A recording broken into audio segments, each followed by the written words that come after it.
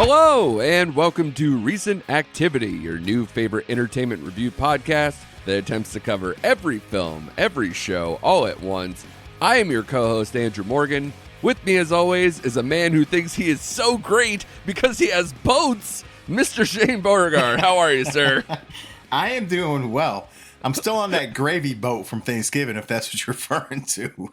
No, come on. That is I know. my favorite line from a movie that we're going to talk about today. Okay, I'm glad, because that was my favorite thing in the world, and I think I need a t-shirt of that immediately. So, good to see you, buddy. I'm glad that your holiday went well. Finally did, after, I think, over a decade that I did vegetarian Thanksgiving. I had my first turkey on Thanksgiving in that long. So, yeah, good stuff, it all went buddy. well.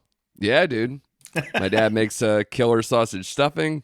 It's all good. It's all good. Fill up on those carbs and fall asleep. I think I had the intention, before we get into all what we're going to talk about, I had the intention. I think I even messaged you. I was like, yeah, man, after Thanksgiving, I'm going to go see Thanksgiving because I'm going to keep the tradition.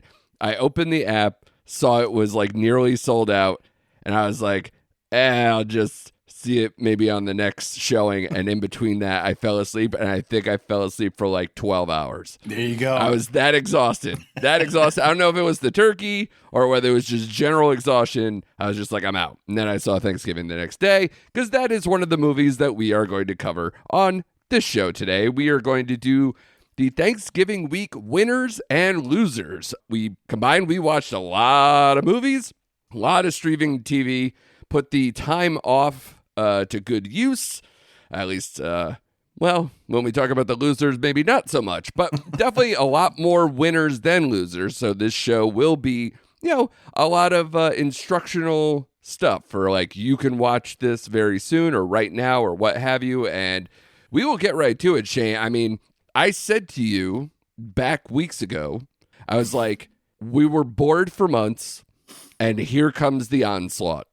And boy, am I in full onslaught. I watched so many movies and streaming stuff, and I sent it to you, and you're like, Jesus, dude, did you miss anything? And I was like, oh, wait, I didn't. And I sent you more.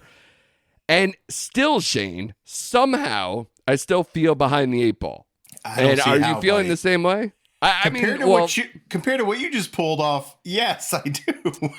Yeah, I'm sure. But here's the thing is, like, it should be great for the box office. And it's a weird state because we're going to find out when a lot of these blockbusters kind of go away, like the MCU's not there. And, Thanksgiving did a little noise because it's on Thanksgiving. And I looked at the next few weeks. It's going to be a little dead again, a little bit of a catch-up thing, maybe a little streaming more than that. So we'll talk about that probably at the end, but a lot going on as far as Thanksgiving was concerned, and we'll probably not get another huge uptick until basically Christmas, the way it's set out. But let's start with our first win of the season here, Shane. Napoleon, surprisingly, I only say surprisingly as far as the box office is concerned, it did $78 million globally for a movie that's, 2 hours and 40 minutes, like a war epic. Yes, a known name. Yes, Joaquin Phoenix is there and Ridley Scott's at the helm. Like, you have a lot of things going for it. But it was one of those things that's like, well, you could have said a lot of those things about Killers of the Flower Moon, and it didn't have this good a start. So, were you surprised by the box office before we get into the review of the whole thing? A little bit, but not much. But considering what came out as well, again, we'll get into it. But you had the Disney movie, you had some Thanksgiving was already out, so it has some competition. So I thought I'd do a little bit more because, I mean, no offense to Killers of the Flower Moon, it's a superior movie. But anyway, we'll get into it. Sure. Yeah, it's definitely different. Even though they are both Apple films, and that's why I thought like people would have more of an apprehension to go into Napoleon, just being like, well, I can watch this almost 3 hour long epic on streaming sooner rather than later. So that was my thought, where I didn't think it was going to do that big a box office. But I went on Wednesday morning in IMAX, so a more exclusive club, and it was still a lot of people. So I was like, it's not sold out or anything because IMAX rarely is unless you're like Oppenheimer or the MCU or something. But like this did a lot of business, and I was very surprised, especially a lot internationally. So there is an intrigue about Napoleon Bonaparte in general. So that's interesting. But of course, like I said, this is Joaquin Phoenix. This is Ridley Scott. This is Vanessa Kirby. And the battle epics, not probably seen since, Ridley Scott is no old hat at this. He did Gladiator. He did The Last Duel recently. So I was looking forward to, especially he's really good at on horse battling.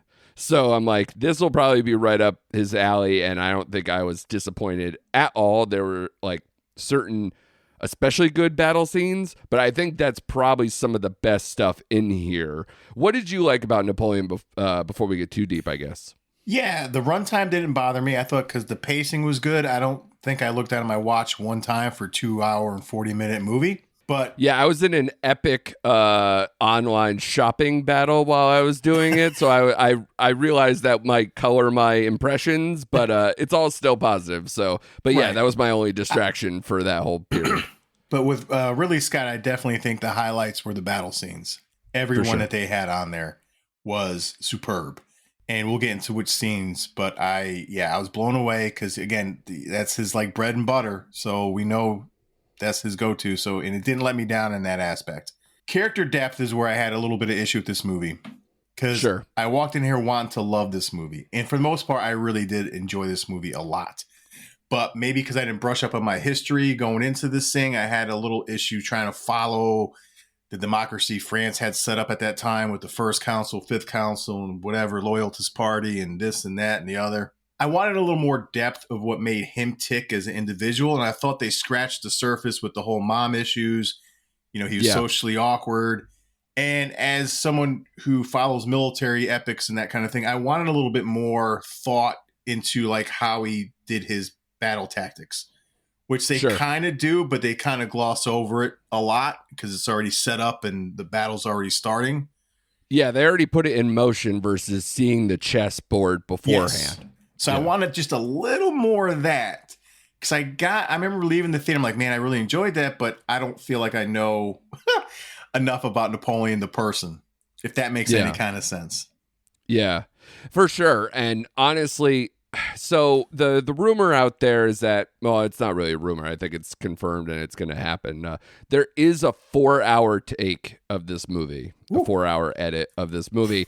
And I think as I was watching the movie, that got in my head a little bit where I was like, I'm sure what I'm asking for is there, but they just didn't want to give him 4 hours to where, maybe this, I hate to always say it, but maybe it works better as a miniseries like a John Adams. I remember somebody mentioned that that would have been a good idea, but onto itself, I still liked the movie, but I agree that like the poster, I believe, even had like the tagline "came from nothing," and I was just like, well, they didn't really mention much of that in the movie, and they don't really display it at all for sure. Even in flashback, I thought there was going to be more flashbacks to what he was like. Instead, this movie starts right as the revolution is going on, so it's hard to be like, oh, so nothing about his life mattered before that, So for a 2 hour and 38-minute movie, and you really show from there through the rest of his life, it's pretty interesting. Yeah, especially because it's not like they focused on one particular thing. I thought the movie just comes down to that he was too much of his hubris got in the way, his brilliance, his ego, thinking that he was going to be the next Alexander the Great or Julius Caesar, that it came at the expense of his life with Josephine. It came at the expense of him being exiled twice from France, which, by the way, made me laugh both times. This movie is unintentionally and I think possibly intentionally funny at times because Ridley Scott is kind of a dirt dog where he'll put some humor in to places where you're like, what kind of movie is this again? Like, I remember The Martian. they like Golden Globes put that as a comedy, which is very much Golden Globes being Golden Globes. But like at the same time, I was like, yeah, it is kind of funny. Like in spots, there's like good portion of that, even though it's dramatic and a guy trying to survive. And then House of Gucci, that's got like straight up like cartoonish characters. And I'll shout out my buddy also Mike, who compared the sex scene in House of Gucci between Adam Driver and Lady Gaga to the hilarious sex scenes in this movie between Joaquin Phoenix and Vanessa Kirby, because it's just, why are we watching him full frame just like banging away like a, he's like a very workman like performance in the bedroom that there's no romance, it's just going to town and a lot of kind of just like that kind of sex talk you don't want to hear sometimes, and just he's kind of very, I don't know. Yeah. He felt like a boy a lot of times whenever he was around Vanessa Kirby or how he treated her, until he thought she was, disposable, or he can move her around like he's setting up a tactic. Yeah, you had that whole awkward scene with him crawling under the table when they're at dinner, making absolutely. The pig That's the first thing I thought of. That. Yep. Yeah. Mm-hmm. But like going back to what you said, like they do, like they have one throwaway line where someone says, "How did someone from Corsica get to where you got?" And that's all they mentioned about his upbringing in Corsica. Right. So I wanted that. The Prussian princess that he ended up conceiving his kid with, like what happened to her? Like what happened to his? Yeah, they really throw that away. Yeah, that was gone. So that's what was missing from this movie, I thought, in my opinion. So honestly, I would watch a 4-hour cut of this movie. I think so too. I'd take my time a little bit more, maybe break it up. I know that sounds obnoxious, but when it's 4 hours, it's 4 hours, man. But like, it's something to where I just want more information from a historical perspective. Because if you're coming to this movie, a movie called Napoleon, and you kind of don't fully embrace the man or really get the man after 2 hours and 40 minutes, that is a knock for sure. Which is why I thought, this movie is good but not great, but it's good enough to be in my top 25 of the year. I'll say that.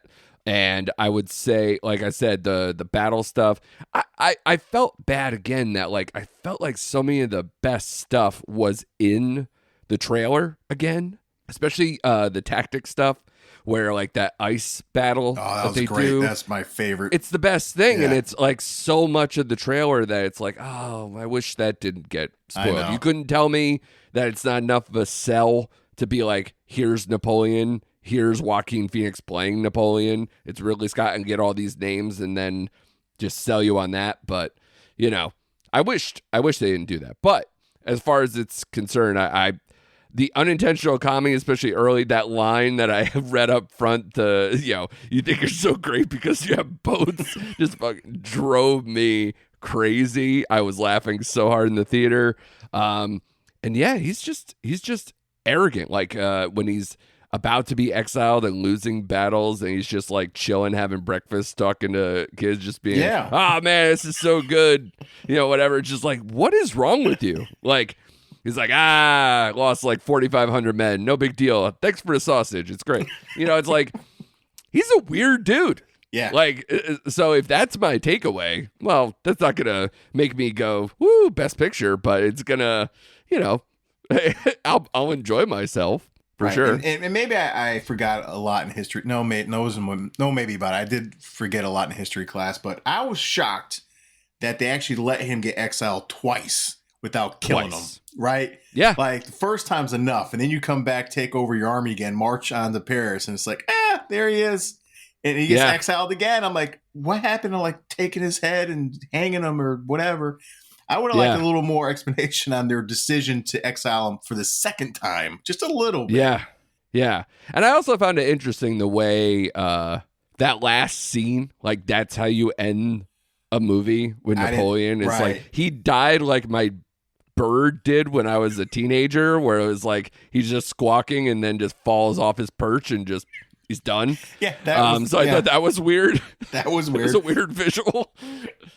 But there's that, and then they show the graphic that makes it sound like he didn't die like that. So I'm like, then why is that the final frame of your film? So There are some oddities about this movie and some things that don't work, but for the most part, I think they work enough, and especially for, I felt like I was filling out my over 40 white guy bingo card to go to this movie.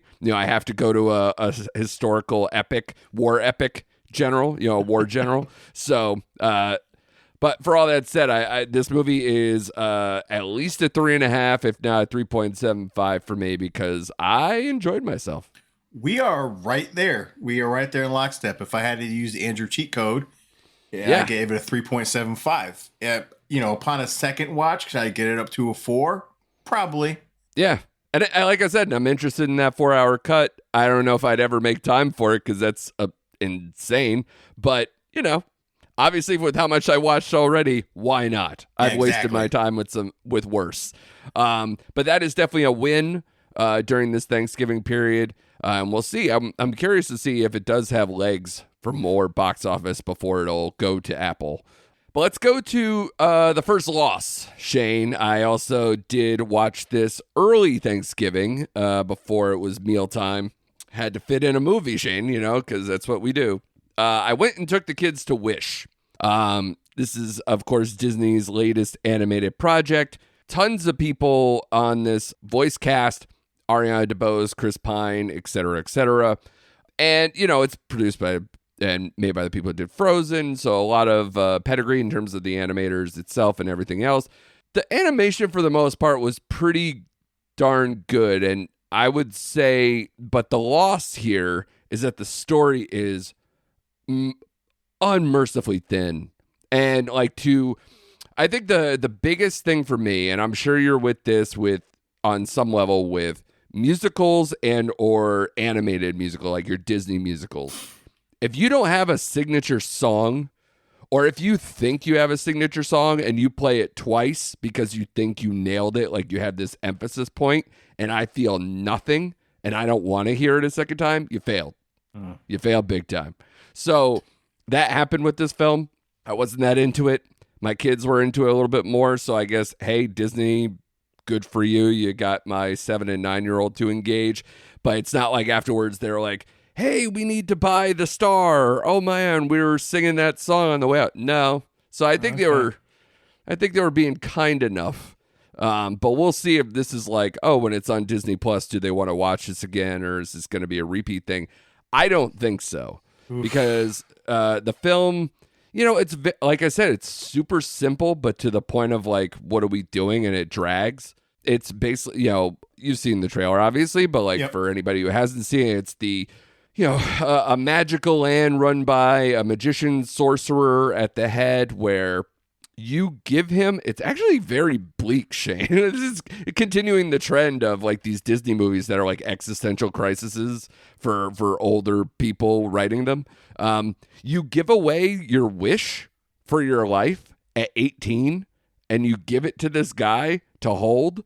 And then he decides at random, like a lottery ticket, who gets to have their wish fulfilled. Oh. So he's like hoarding wishes, and then he does it at his whim of like what he thinks is best for this town that he's built up. And then like he gets caught out by the young girl as she tries out to be his apprentice, and then she thinks what he's doing is wrong and then slowly tries to help out these people of the town and herself and her family and everything else, and ends up on a mission to try to like release these wishes back to these people or try to grant them and all that. And it's, like I said, very thin, very odd of how she's able to do these things. It's all about like, we're all made of stars kind of a thing to wink and a nod to, I think that's a song, and obviously now a movie. So, it's fine, but it's mostly a loss, especially because after we just said for Napoleon made 78.8 million globally, this only made 49. That's bad for a Disney movie. And this is at the coming after, Little Mermaid had a very slow start. It made a bunch of money, but it didn't make as much internationally as they thought that was going to be huge, and it wasn't huge. And then Elemental started out very slowly. It ended up gaining traction because there wasn't a lot of competition. So we'll see if maybe that has the same type of legs here. We'll see. but man, not a good start for Wish, and I don't think it has the story, but I also didn't think Elemental had the story, so we'll see. Yeah, no, I'm kind of glad. Not glad. I shouldn't say that. It's the wrong word to say. But my kids are kind of phased out of those kind of Disney movies. Like my son was never really into them to begin with, like certain movies, but like it's hard for him to get to sit down and watch one of these. Yeah. My daughter's 13 now, so like she wants heads chopped off, Shane. I'm fine. Yeah. Yeah, I just remember last time, and I'll make this brief, we went to go see Encanto, which I think was their like last major hit, right? A couple years ago. Yeah. And she literally turns to me with like 3/4 of the way into the movie. She goes, "Oh my God, not another fucking song." And I'm like, that's why you're my daughter right there. Can we stop with the song? So anyway, they've kind of, like you said, my daughter's in the head getting lopped off phase of her movie career, and my son's not into it. So yeah, my 7-year-old is a boy and already asking for Five Nights at Freddy's. So I think I'm going to have maybe a even smaller window than maybe you had to wait. So we'll see. It'll be good. But another win, we'll talk about another movie we saw. Like I said, I did not see this on Thanksgiving, but I saw it the next day, Friday morning. This is Thanksgiving. This is the latest horror film from Eli Roth. So you saw this with your daughter then, speaking of which, or so you did the whole thing. Yep. So take me through that experience and let me know your thoughts and her thoughts. I'm curious on Thanksgiving. I feel like she would like this. Like that's in the wheelhouse. Yeah, she said this is the best movie she's seen this year so far. But she also said that about Five Nights at Freddy's. But I'll take it back. We talked about that tonight, right? And I said she gave it a certain rank, and I said, so did you like it more than Five Nights at Freddy's? She goes, Dad, this was a superior movie. Then I'm like, well, you need to take your Five Nights score down. She goes, you're right. So she readjusted her score for this. She just like your dad. Yeah. She loved it. She absolutely loved it. She loved the Patrick Dempsey character. She liked the kills, especially the trampoline one, which she said the only part that she had to turn her head was the trampoline one, which I did too, right? But to me, this is popcorny slasher film that I love. It's a straightforward, thin plot. Like, it probably as thin as Wish, if not thinner. And I have a love-hate relationship with Eli Roth because I don't like torture horror, which is where he made his bread and butter with Hostel and likes, So I thought he really did a good job with this. Like, again, it is what it is, but I did like that 90s feel for this movie. Like, I Know What You Did kind of last summer vibe to it. My only issue, and I don't know if you want to go into it, is like, really, there wasn't enough kills for me, and she thought the same thing. And I think this is the only horror movie I've seen in a long time. Well, I don't want to spoil anything, so I won't say anything. But yeah, well, we could touch on it later. But it had to do with the casting and the main cast. But no, I really enjoyed it. It was a short run, so hey, this movie has legs for me. Like, I could watch this every Thanksgiving and you couldn't get more cliche than that. But I could watch this on a yearly rotation.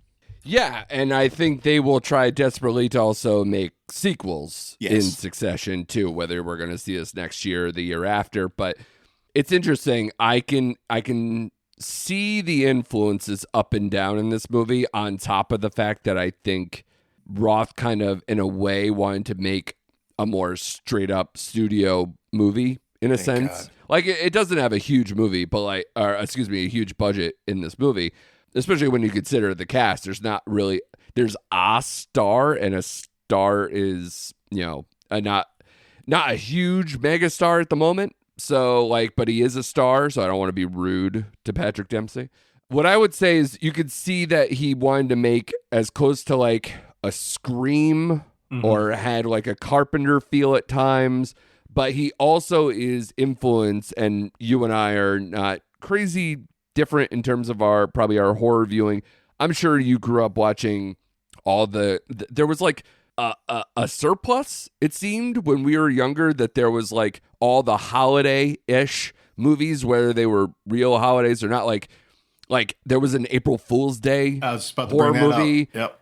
Yeah, you've had your Valentine's Day ones. You've had Silent Night, Deadly Nights, and now Violent Night last year, right? Yep. So like you're starting to see more of the and your Krampus and your whatever. Like, so we have stuff for a lot of holidays. A lot of them came out, especially when we were younger, And he saw those, and I think he was just sitting on it. That's how the trailer came about for this came from the the Grindhouse double feature, the Tarantino Robert Rodriguez double feature that they did, and he had the trailer for Thanksgiving back. And what was that?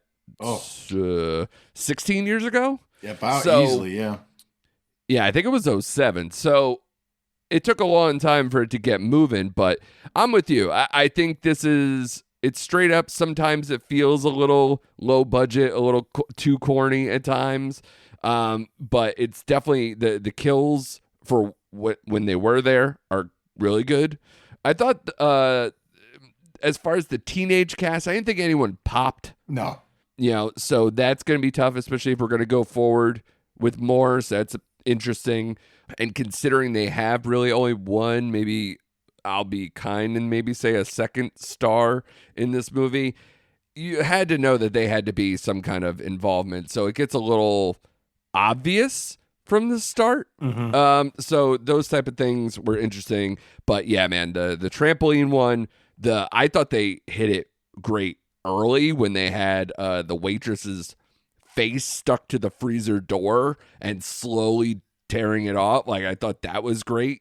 Yeah, so those were probably the highlights. I'm trying to remember some of the other ones. I mean, obviously, like the stuff at the end, in terms of like the group activity, we'll call it that, without spoiling anything. Right.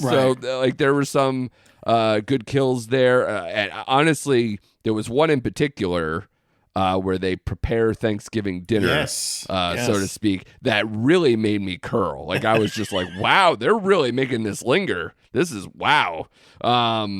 So that was good. But you could like I said, you could clearly see all the homages, all the the influences. There's even a cat named Dewey here. Yep. So clearly the Scream thing is not completely taken away.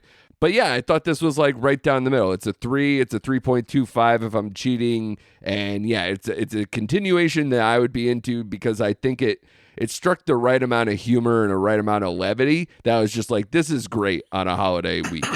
No, exactly. I think you highlighted everything. I gave it a 3.5. My daughter gave it a 4, which she bumped her Five Nights at Freddy's score down to 2.5 now. So 2.5. That's a far fall. That's a far fall. But like I said, I think the negative is we don't have that teenage star who popped and like, man, I want to see that person in more stuff, because like with Happy Death Day, it's like I wanted her to be in more movies. And you had Jenna Ortega from the Scream series. Like, okay, now they pop on screen. No one popped here on screen, And it was nice to see Gina Gershon in a scene here. I haven't seen her in a while. True. Yeah. So she used to be a star. I think I still 90s. See Bound when my eyes are closed. So yes, she was a star at one point. Early 90s, sure. We'll give her due. Yeah, but, it was. I like Patrick Jennifer Dempsey. Tilly won that battle. Yeah, she did. Of the two of them. Yeah, she did. But Patrick Dempsey's always enjoyable. So it had, like I said, it had a lot of good things going for it. So it was a good time in the theater. So. And you're in for the sequels? Oh, of course I assume that are going to happen. Of course. Yeah. When do you think people are going to start lowering up on those John Carver masks?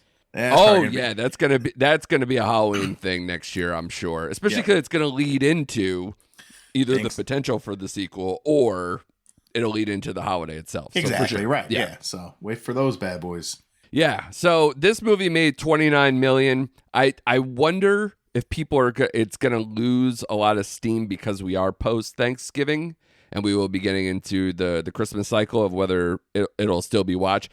I think it could go another week. Maybe 2 with some decent business, but because word of mouth on this is pretty solid. Yeah, I mean, I think Rotten Tomato had an 82 critic with a 79 audience score, so they were kind of eye to eye on this movie. I wasn't just slightly disappointed in the box office so far, but I guess it does have a lot of competition with Napoleon and Hunger Games. So much compared to other horror movies that came out this year. I thought it was, between the Nun 2s and all that stuff, it was better than most of the horror movies I've seen this year. So I was kind of surprised it didn't uptick just a little bit more. Yeah. I'd have to compare the box office. I think probably as far as those, I mean, your Screams and your Megans probably still made more. I think they did.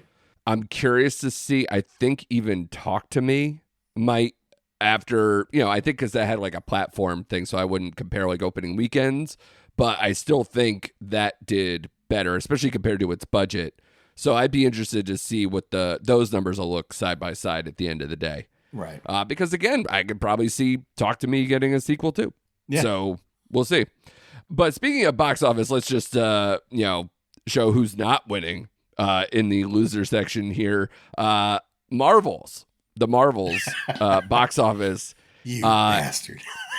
It didn't make the top 5 in the Thanksgiving week, Shane. That's bad. This is brutal. 6.4 in the long Thanksgiving weekend is not going to cut it. And it's only made 188 million globally. Ugh. Which, if I'm not mistaken, I'd have to look it up, but I'm pretty sure that it's almost being toppled by the Hunger Games prequel already. And that came out after. And obviously isn't part of the MCU. So you got to be kind of like between the box office of this, a lot of the Disney stuff isn't working. Disney's got to be really concerned with how their year is going. The Disney Plus subscriber base dwindling, quarterly is not looking great. So a lot to be concerned there. And yes, I know this is slightly trolling to put it on there, but it's a big story. It is a story. So are you shocked by how this is going? Because you were a little more kind to the movie. I was. I am a little shocked and disappointed on how much and how fast it just came and went from the top 5. Sure. I don't remember the last Marvel movie. I think is just getting piled on to an extent. So sure. Yeah, I'm just shocked, man. Like you said, like if you're looking at Disney for the year, like, oh my God, like they're in trouble. Yeah, Guardians 3, the only bright spot as far as, box office returns, right. and especially like critically probably did a lot better. But yeah, it's a tough beat out there on the street for Disney right now. Another win, though, I want to kind of maybe touch upon the Oscar race because I've been kind of catching up with a lot of those as well.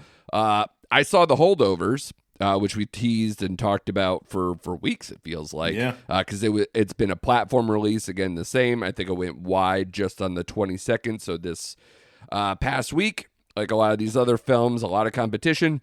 So far, it's only made basically about 13 million. So that's not going to obviously cut it to keep it out there that long. But it's the latest film from Alexander Payne, who I really like and I've liked a long time. You're, between Election, Sideways, Nebraska, About Schmidt. I haven't seen Downsizing. I don't know if you have, whether you were into that one. Yeah, I think that's the one that kind of like people kind of shrug at a little bit. But this is a kind of a comeback of sorts off of Downsizing for him. And it's been a while since he's made a film. And this one, it kind of, even by the trailer, like it kind of wanted to have the type of feel, like the 70s feel, like where it takes place. And it's another film that ends up in that prep school, kind of like light drama of sorts, coming of age stuff, as well as, it's kind of a connection to the older time and multi-generational thing. Was there something about this film, Shane, before I kind of like do my mini review here? Is there something that like when you watch the trailer, you're like, this reminds me of something? Or do you have like, because again, we're around a similar age that like those prep school movies, there was like a lot of really good ones around the same time in the 80s and 90s that I know I liked a lot. Right. No, I just like you said, I like the director. I love Paul Giamatti, so I normally tend to watch whatever he's in. And this just seemed to me like just one of those nice, quirky, like you said, stylistic, looks like it's shot, 1970s, and it could be a movie that I could really attach myself to because, yes, usually, guns, blowing them up, whatever. That's usually my bag. That is the Shane mold, yes. But I can slip out of my normal gear, and this would be a movie I would normally slip into, is something like this. Because I love Sideways. About Schmidt, like you said, I like his catalog, and this seemed like something I gravitated to. Because again, I like the coming of age stories. I'm a sucker for those things, man. So am I.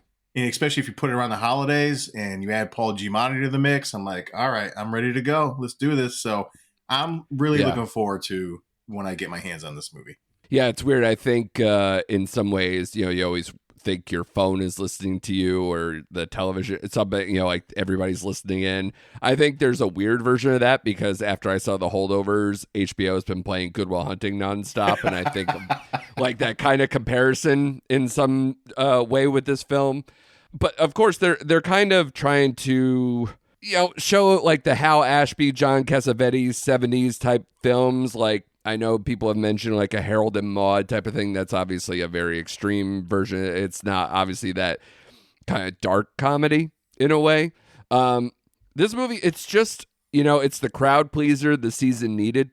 And, you know, like I said, it's that time period that evokes a certain type of movie. I love these type of, you know, prep school coming of age. Like if you give me, like there's obviously different time period ones, but like your Dead Poet Society, With Honor, School Ties, Son of a Woman, Finding Forrester, Good Will Hunting, like those type of movies just live with me. They just live inside me. There's always usually those like big scenes or big characters that just linger and like tug at the heartstrings. And there's usually some heavy emotions, but also with some levity and some fun and some things. And this movie does have all that.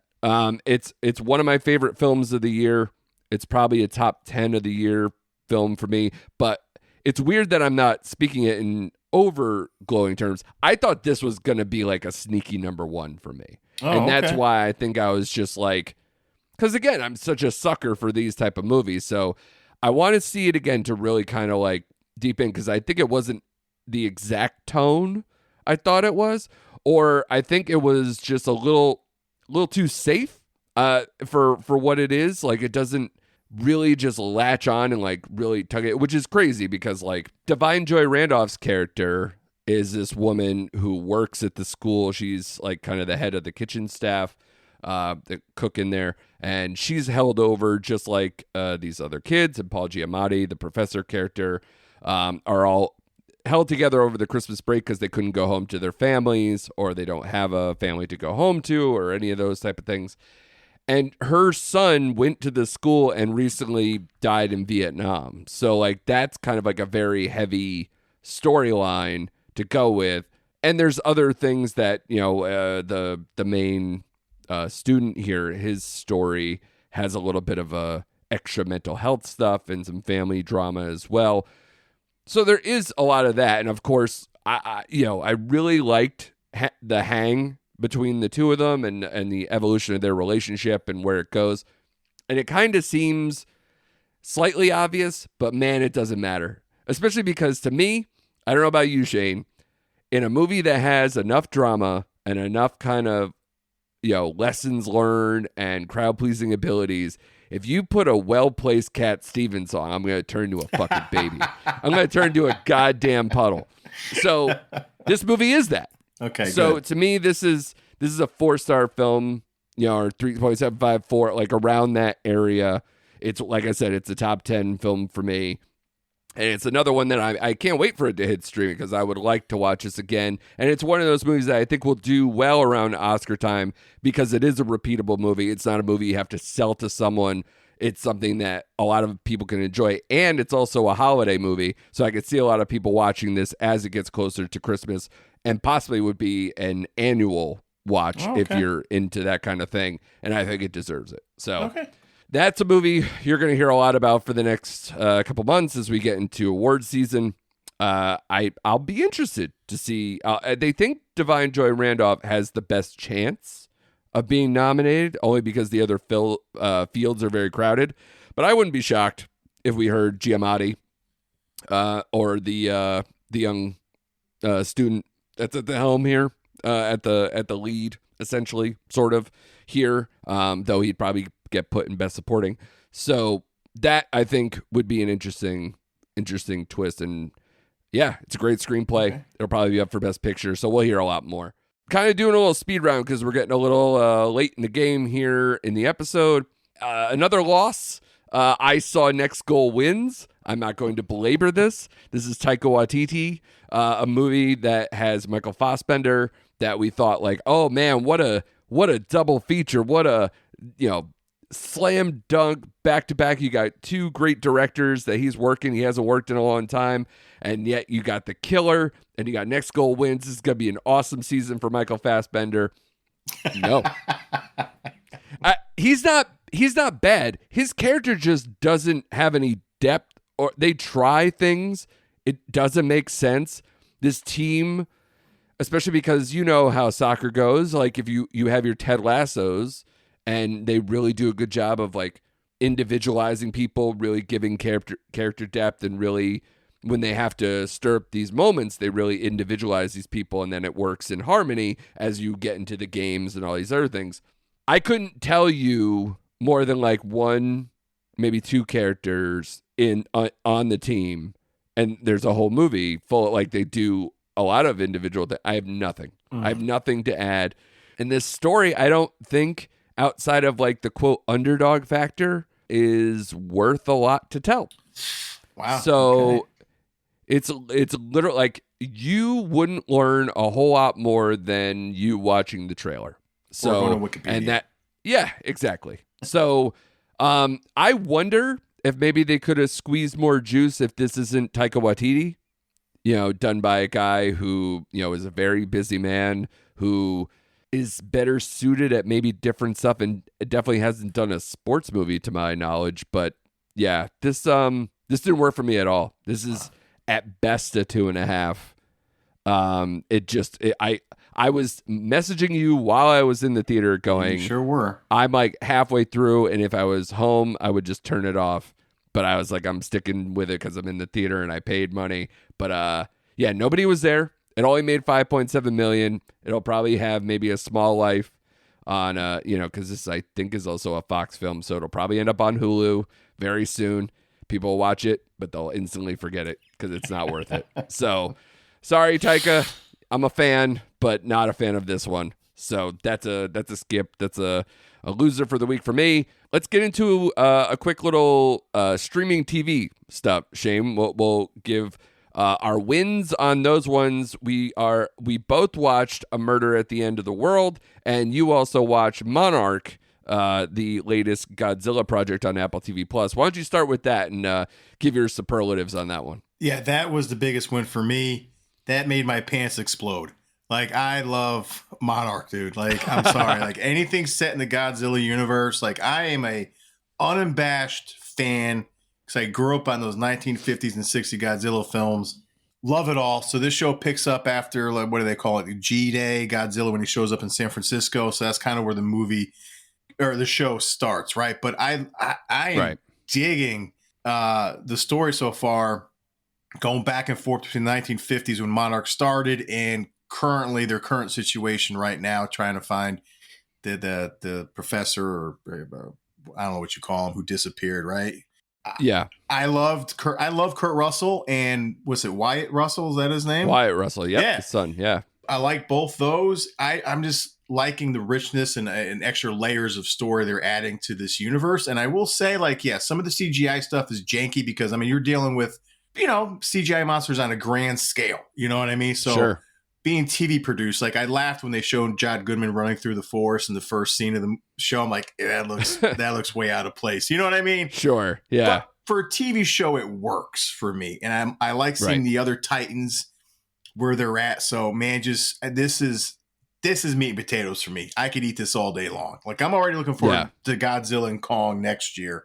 And I'm just curious to see how they're going to end this show, because we're 3 episodes in right now. I think they're like hour long. I'm not sure. I'm not on there yet. Yeah. So I just wonder if they're going to dovetail this into the movie that's coming out next year, or how it's going to end. But I'm along for the ride, man. Especially when Kurt Russell shows up. I'm like, all right, I'm in.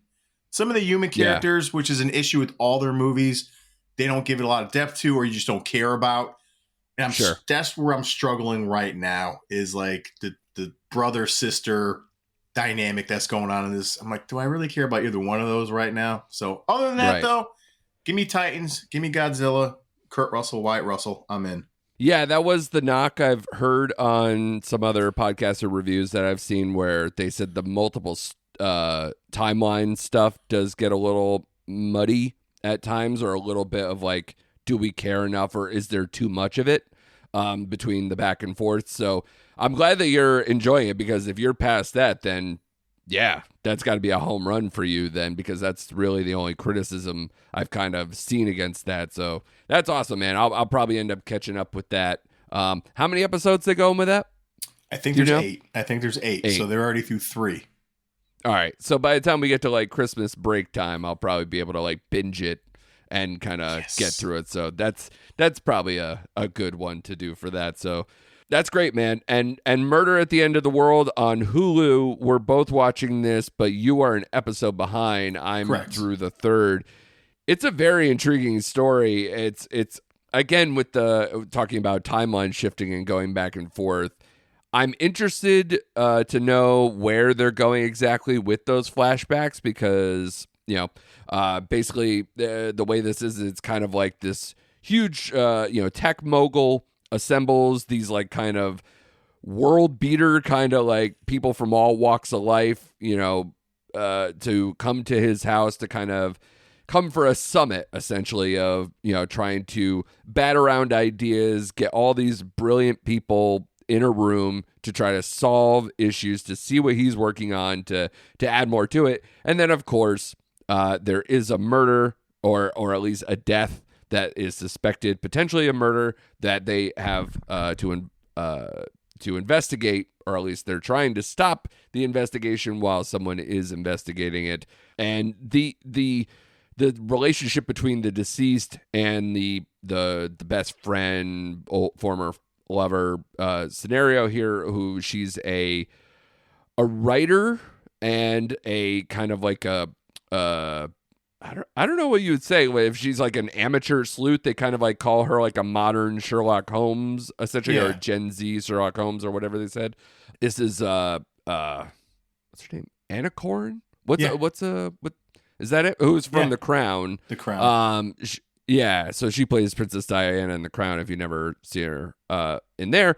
And she's pretty good in here. It's interesting. It's always, the accent work, what people, these standard American accents that, have no flavor to them because they're not from here. But it works. And Clive Owen's really good. The atmosphere is really good.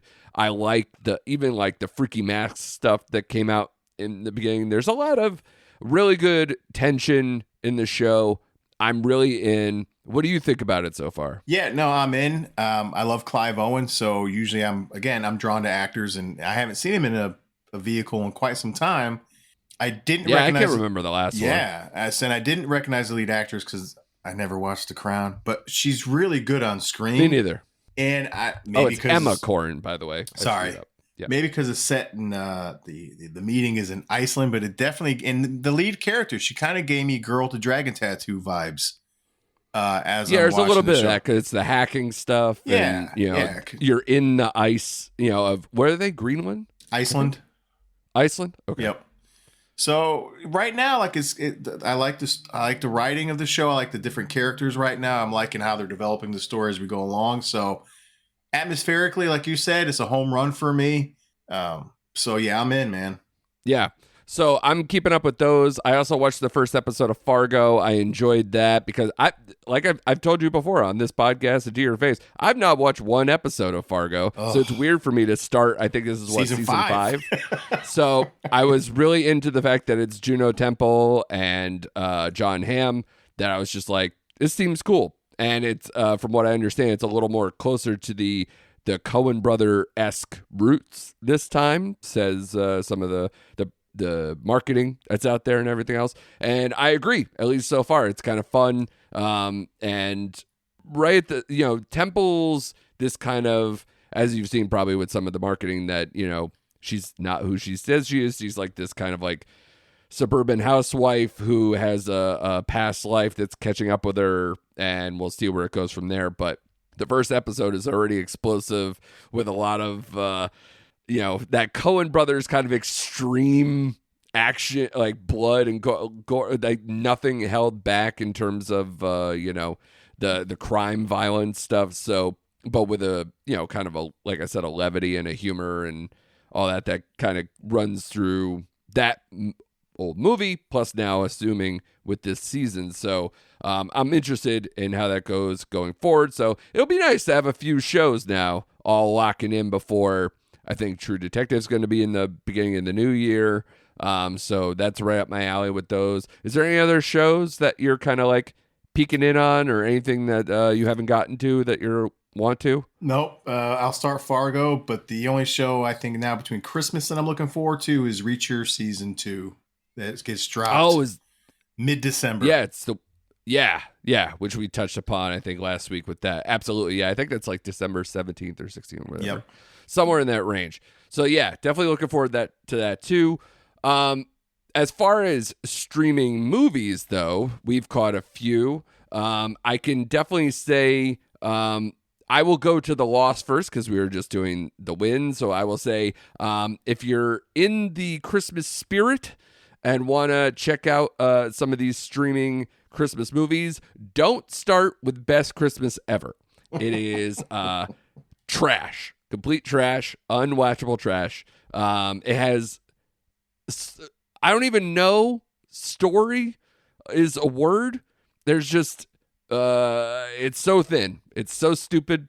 But because it had Jason Biggs, Heather Graham, Brandy, like there's some big name people, I was like, yeah, this is great. And usually Netflix is pretty good, at least like even their worst Christmas ones aren't like annoyingly bad. They might run into like, hey, we're a TV movie bad, but they're not like bad. This is bad. This is not worth a minute bad. So wow. Don't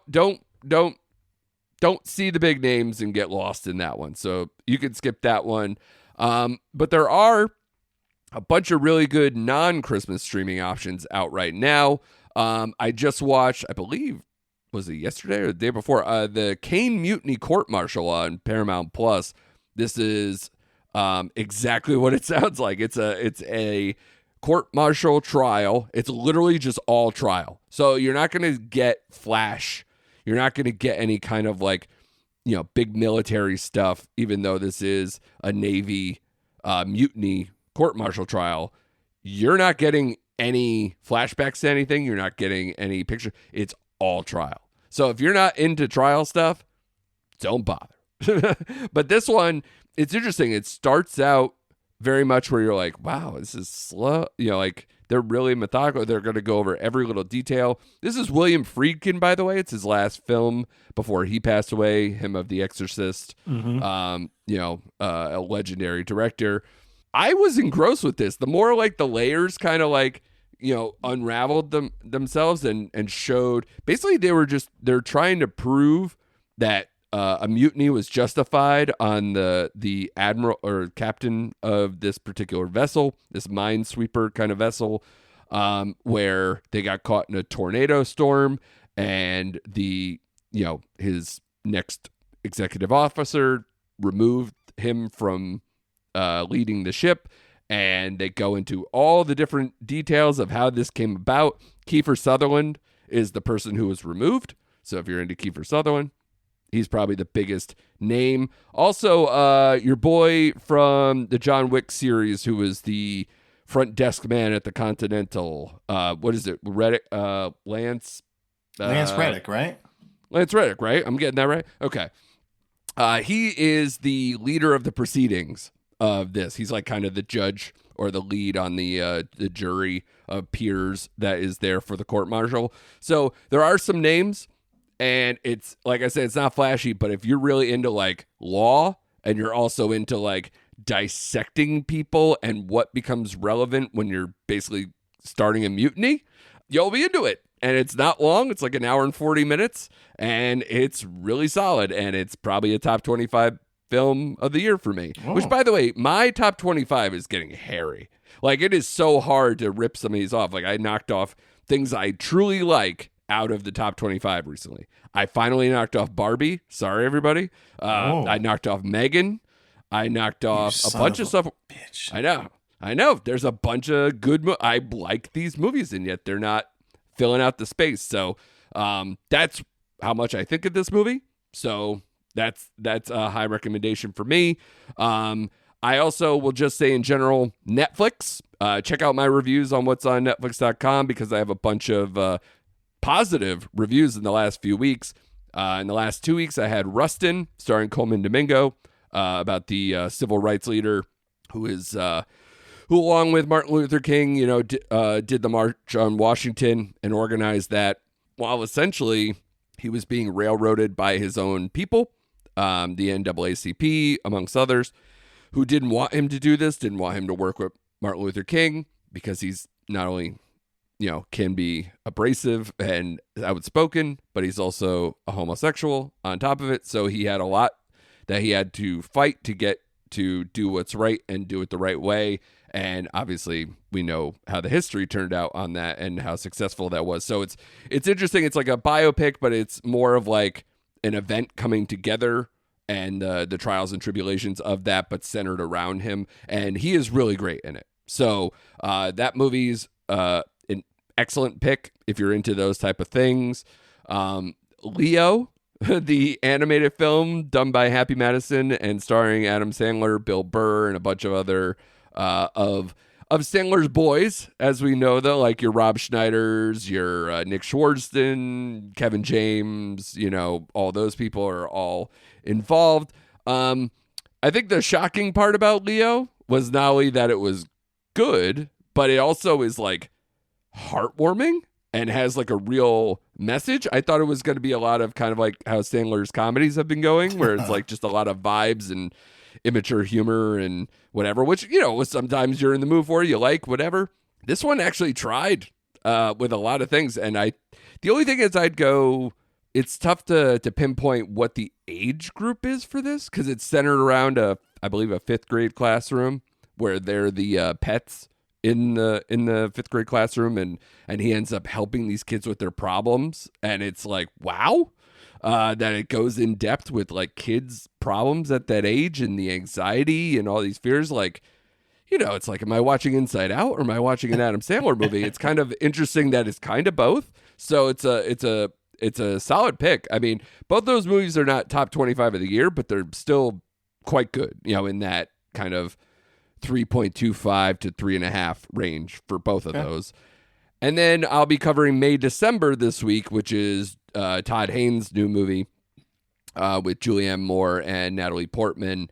And that movie, you've seen the trailer for that as well? The story, it's kind of like the Mary Kay Letourneau story about like a woman who was arrested and had an affair with a seventh grader, I believe. And then they eventually have a life.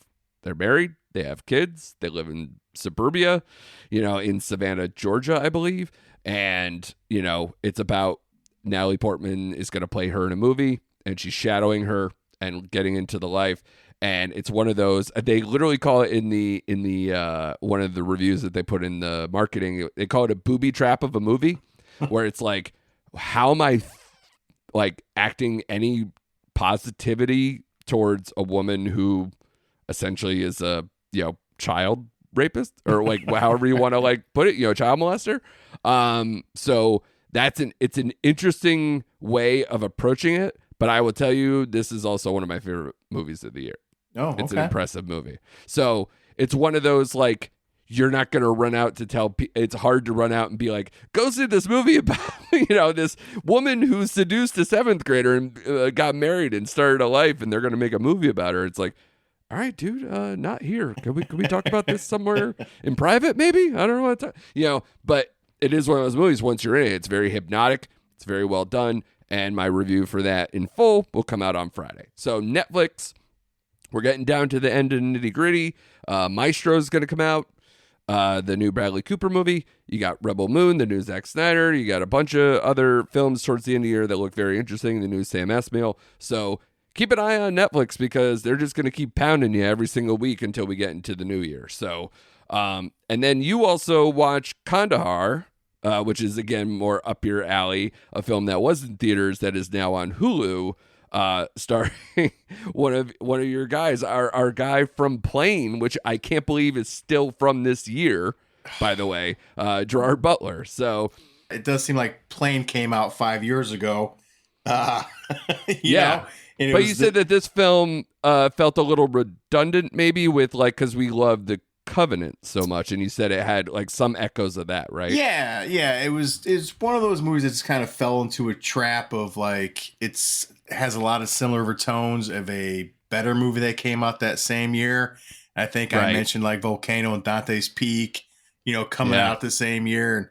And, you're going to watch Deep Volcano. Impact, Armageddon. Yeah. And this kind of felt this way. I mean, Gerard Butler, if you're a fan of Gerard Butler, I mean, it's a fine meh movie. It's an average movie, man. But if you're looking for a better movie, just go watch The Covenant.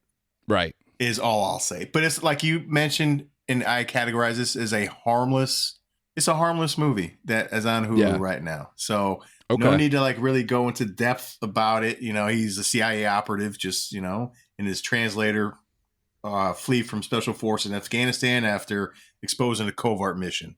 So, I mean... Oh, that sounds exactly like The Covenant. Yeah, that's what I'm saying. Like, it's too similar with and it came out, I think, like 2 months after The Covenant. It did. Yeah. And like, why would you do this to poor Gerard Butler? Because no offense, he's not Jake Gyllenhaal and this isn't Guy Ritchie. So... Sure. And like I said, go watch The Covenant. That's on Amazon Prime as we speak. But again, this is harmless. But compared to 2, it's not even close. Yeah. So where would you put the grade on that? So it's right down the middle, kind 2.5. Like yeah, it's a 2.5. Yeah. So a lot of options out there, everyone, whether you're going to the movie theaters this weekend or whether you're going to sit at home and try to look for some options. If you have any Christmas options that aren't best Christmas ever, please let me know, because once we're getting into it'll be December starting this weekend, so we're gonna be looking for those type of options. Shane, do you know of any? Is there any this streaming Christmas option that looks good? Well, I guess it's in the Christmas spirit, but Silent Night with Joel Kinnaman, the new John Woo film. Yeah, that's this week, right? Comes out this week, and piggybacking off of Monarch, it's not Christmas, but they are releasing just a limit release here in Greensboro and probably up in Connecticut. Godzilla -1 is only playing for like 2 weeks and is getting tremendous reviews and praise from everywhere.